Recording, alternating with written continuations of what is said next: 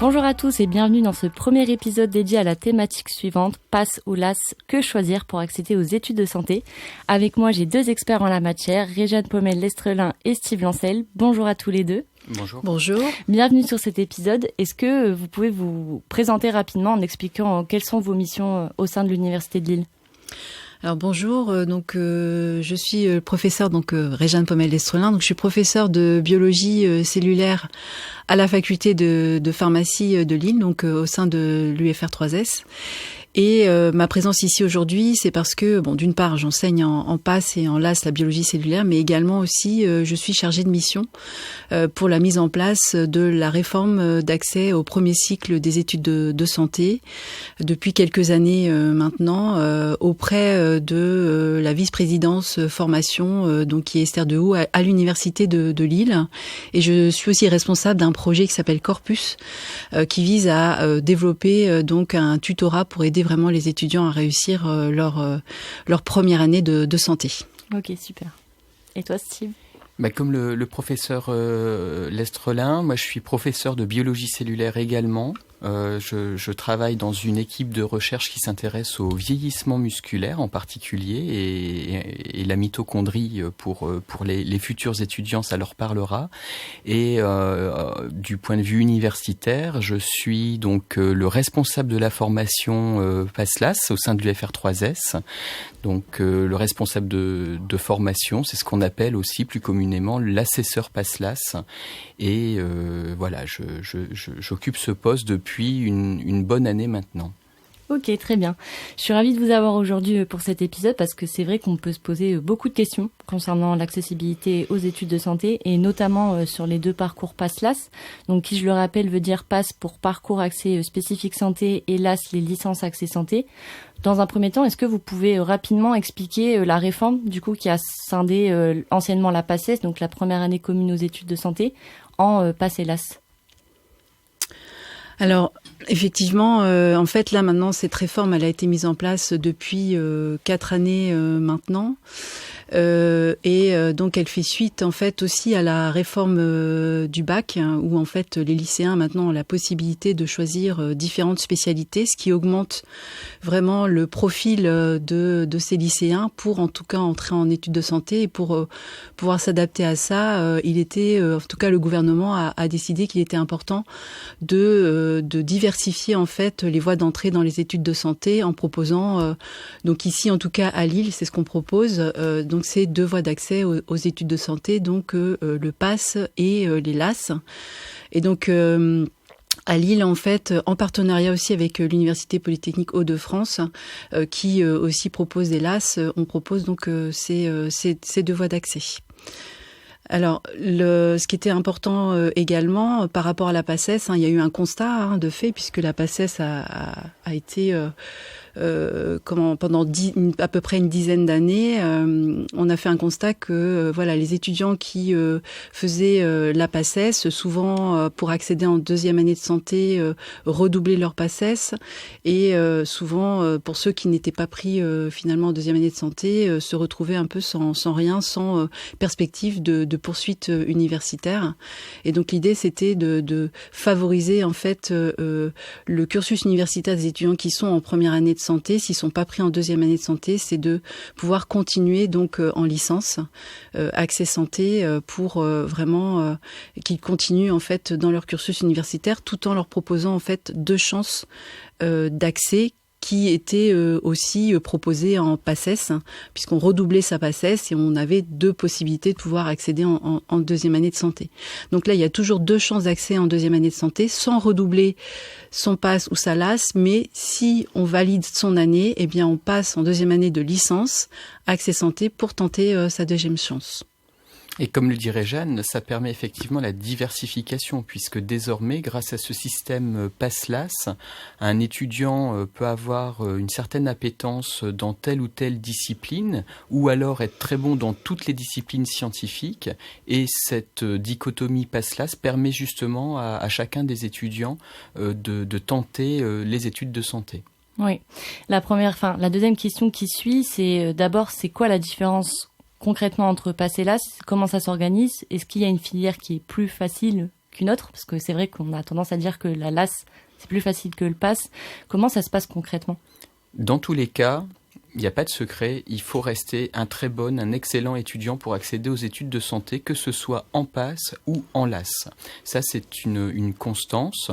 Néanmoins, en fonction des appétences dont je parlais tout à l'heure, notamment si un étudiant est très bon dans toutes les disciplines scientifiques, qu'il a une très bonne capacité, méthode de travail, eh bien, pourquoi pas, pour cet étudiant, aller s'inscrire en PASS pour avoir cette fois-ci ce qu'on appelle un bloc santé, une majeure santé, qui occupe 80% du temps de l'étudiant. Donc à Lille, c'est du lundi au jeudi, il a des enseignements dans les matières scientifiques, en santé, et le vendredi, il va dans ce qu'on appelle la mineure d'ouverture, toujours dans cet esprit de diversification.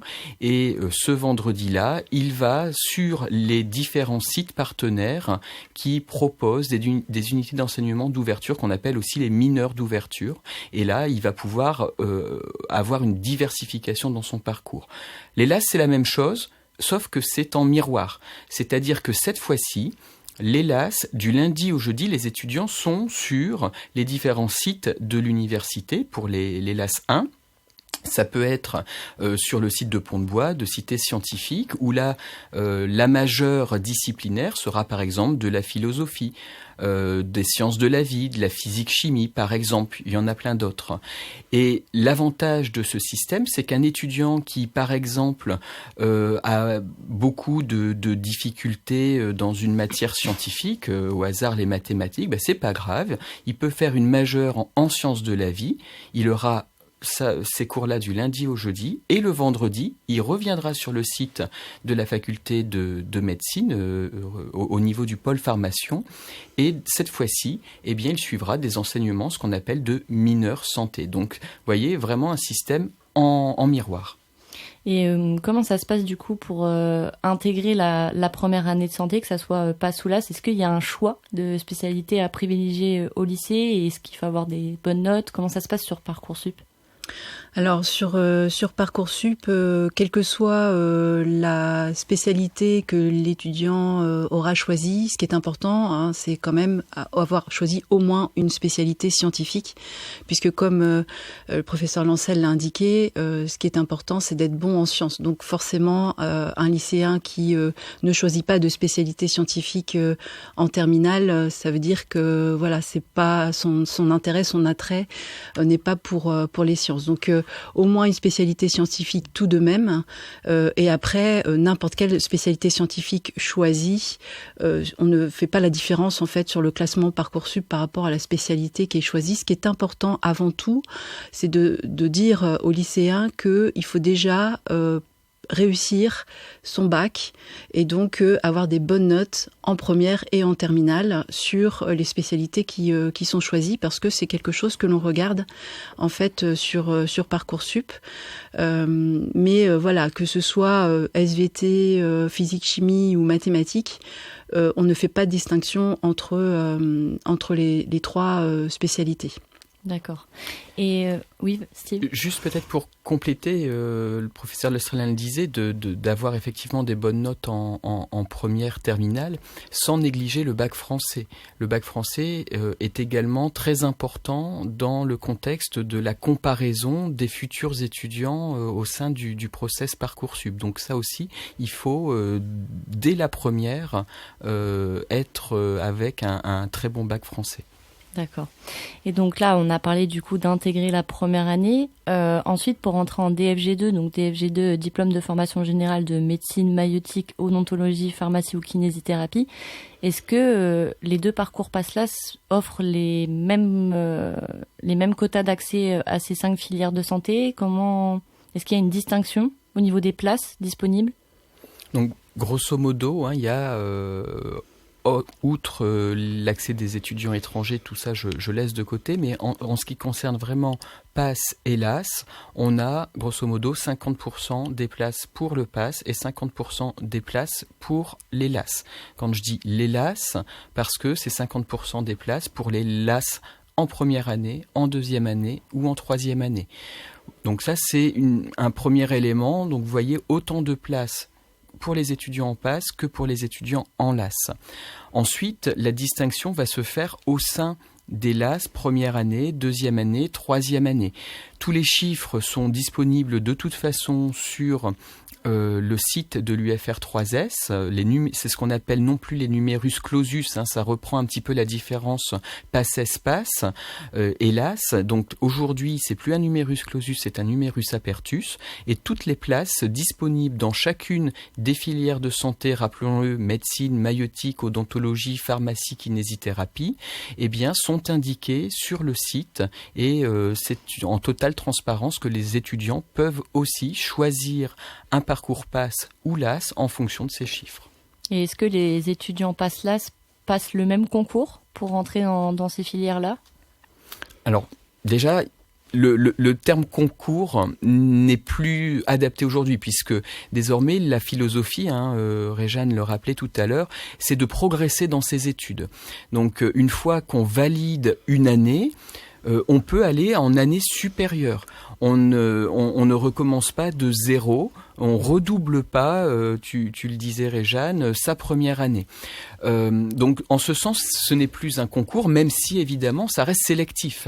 Donc ça c'est un premier point. Donc quand on parle des épreuves, finalement, c'est un peu là-dessus que tu m'interroges.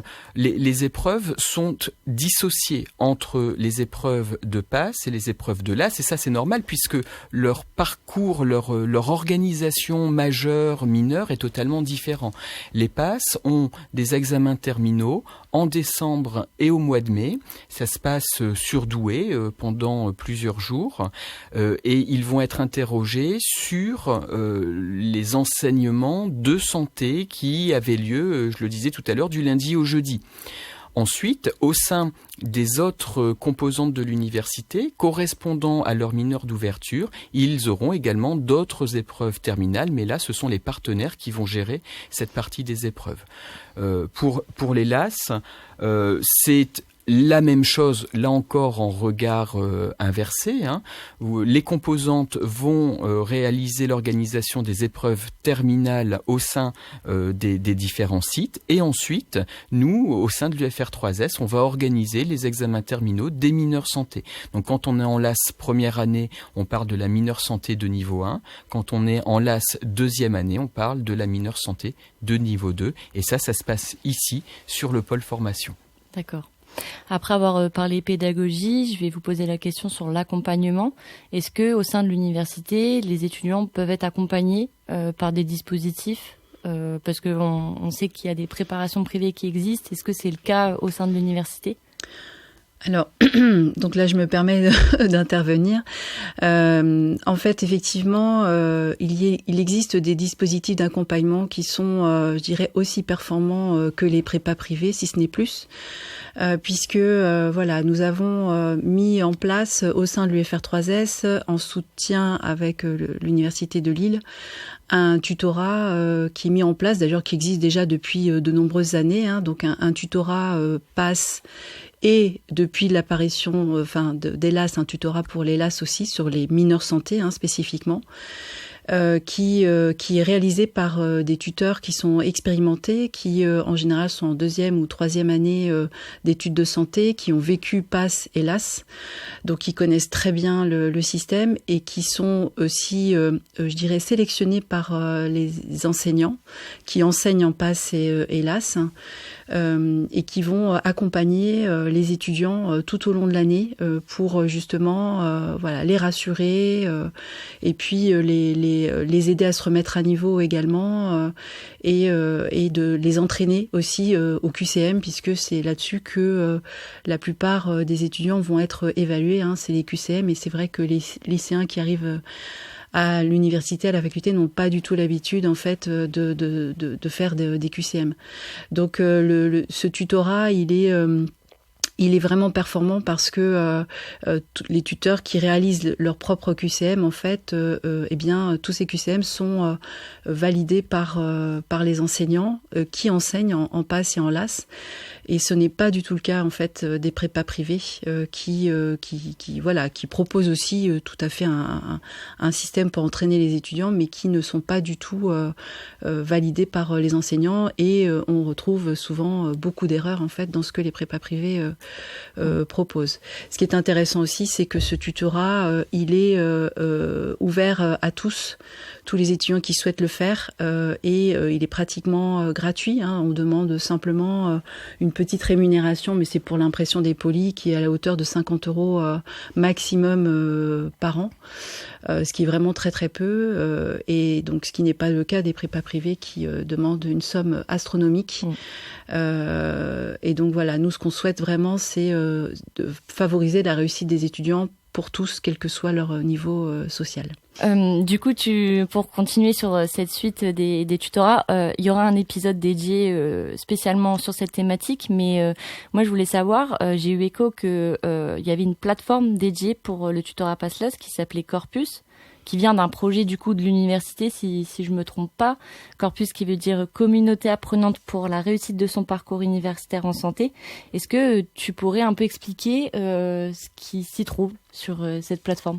Oui, tout à fait. En fait, c'est une plateforme en fait qui va proposer aux étudiants de LAS et maintenant de PASS différents outils qui commencent par justement une remise à niveau en fait des étudiants, des lycéens dès qu'ils arrivent en fait à l'université, puisque en règle générale ils n'ont pas suivi toutes les spécialités scientifiques qui permettent de réussir leurs études de santé. Donc on leur propose en fait des remises à niveau dans les matières scientifiques principales, SVT, physique, chimie, mathématiques, qui leur permet de faire ça. Il y a aussi tout ce qui est l'aide à la méthodologie de travail universitaire, puisque souvent aussi les lycéens n'ont pas la méthodologie pour savoir prendre correctement des notes, savoir faire une fiche de synthèse, etc. Et donc tout ça est disponible sur la plateforme.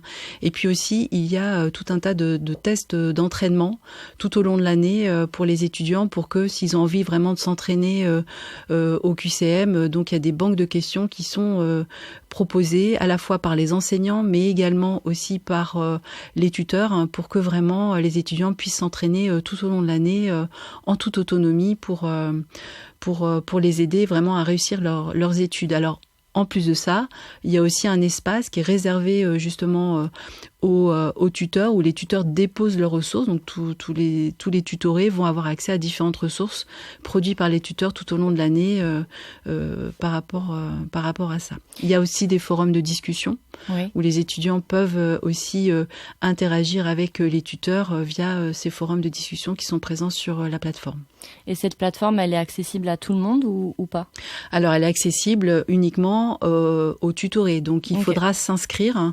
Mais en fait, les étudiants auront toutes les informations dès le début d'année, que ce soit en PASS ou en LAS, pour pouvoir s'inscrire en fait au tutorat et avoir accès à cette plateforme. Donc, non, elle n'est pas accessible pour tous, uniquement pour les étudiants tutorés. Ok. Et pour conclure cet épisode, quels conseils vous donneriez aux lycéens qui souhaitent se préparer à la première année d'études de santé? Alors le premier conseil que je donnerais, c'est de surtout ne pas suivre une prépa zéro. Puisque déjà, avant de pouvoir arriver dans les études de santé, il faut déjà accéder aux études de santé, le PASS-LAS. Donc déjà, première indication, surtout, ne faites pas une prépa zéro, ça risquerait de vous déclasser au niveau de Parcoursup. Ça, c'est le premier conseil. Le deuxième conseil, c'est que Réjeanne en parlait, ça coûte extrêmement cher. Donc moi, ce que je recommanderais plutôt, pour que l'étudiant soit dans les meilleures conditions possibles, et si la famille n'est pas dans un environnement proche, eh bien, c'est de réussir à trouver une petite chambre étudiante à proximité où il peut vraiment se consacrer à ses études pendant l'année. Et ensuite, l'autre conseil que personnellement je donnerais, c'est la rigueur de travail, la méthode de travail, être extrêmement assidu aux enseignements, faire des petites fiches de synthèse, s'inscrire au tutorat pour réviser tout au long de l'année, faire de l'entraînement régulier. Le tutorat en plus organise des cols, des examens blancs, donc c'est vraiment des éléments essentiels pour la meilleure préparation de nos étudiants. Et ne pas oublier aussi, alors ça peut paraître un peu contradictoire avec ce que j'ai dit précédemment, mais il faut aussi penser à souffler. C'est-à-dire que pour bien apprendre, ça ne veut pas dire travailler 20 heures sur 24 et dormir 4 heures. Le cerveau a besoin de se reposer pour mémoriser. Donc il faut absolument que l'étudiant conserve également une bonne hygiène de vie, fasse un petit peu de sport, mange correctement, et puis voit aussi ses amis pour faire une réelle pause psychologique. Et puis de cette façon-là, je pense qu'il a toutes les clés ensuite pour réussir. Révèle. Alors tout ça, justement, il ne faut pas le mettre en place au début de l'année de Pass ou de LAS. Il faut vraiment que dès le lycée, en fait, les lycéens s'habituent à avoir ce rythme de vie. C'est-à-dire hygiène de vie, méthodologie de travail, savoir aussi travailler tous les jours quand même, en prenant des pauses. Il faut que ce rythme de vie soit déjà complètement, il fasse déjà partie de la vie du lycéen quand il arrive en Pass et LAS pour que pour lui ce soit pas un changement radical et surtout pas s'épuiser par une prépa privée juste avant d'arriver, parce qu'il faut arriver vraiment en forme en début de Pass et LAS pour affronter l'année. Voilà, il vaut mieux bien se reposer pendant les vacances, faire un peu de révision bien entendu, mais surtout ne pas commencer à s'épuiser mentalement, parce que en général, il y a beaucoup de lycéens qui explosent en vol, excusez-moi l'expression, dès le premier semestre de Pass ou de LAS, parce que en fait, ils ont déjà tout donné avant de commencer, quoi. Donc il faut faire attention à ça. Moi, je voudrais dire aussi au niveau de Parcoursup, juste l'information que j'aimerais passer. Faites attention dans le choix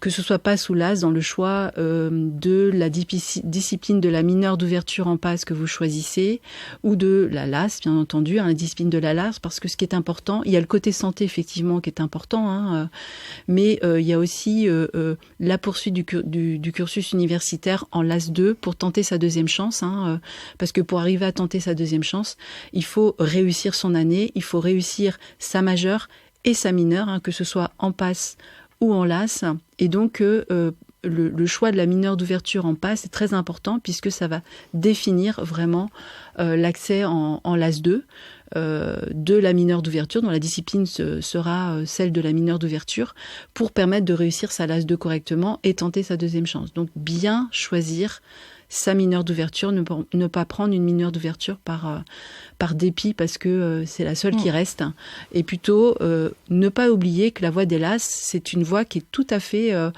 intéressante aussi pour les lycéens, surtout s'ils ont un petit peu peur de la compétition en Pass. En LAS, ça ne veut pas dire que là c'est plus facile, c'est pas vrai du tout, mais il y a peut-être un peu moins de compétition, et puis il y a peut-être une façon aussi plus facile en fait de pouvoir se valoriser si on est très bon en fait dans une discipline des LAS qui sont proposées. Donc la voie des LAS, il faut aussi l'envisager parce que il y a vraiment aussi autant de chances en fait de pouvoir entrer en deuxième année d'études de santé que la voie de la Pass. D'accord. Voilà. Est-ce que vous voulez rajouter un dernier petit truc ? Non, je vais évidemment dans le sens de ce qui vient d'être dit. Il faut vraiment... parfois, on a des étudiants qui nous disent j'ai été obligé de prendre Pass chimie, par exemple. Non. Sur Parcoursup, c'est réellement l'étudiant qui valide son choix. Et il faut effectivement penser au plan B. Cette mineure d'ouverture, c'est le plan B en cas de validation de son année pour l'année suivante.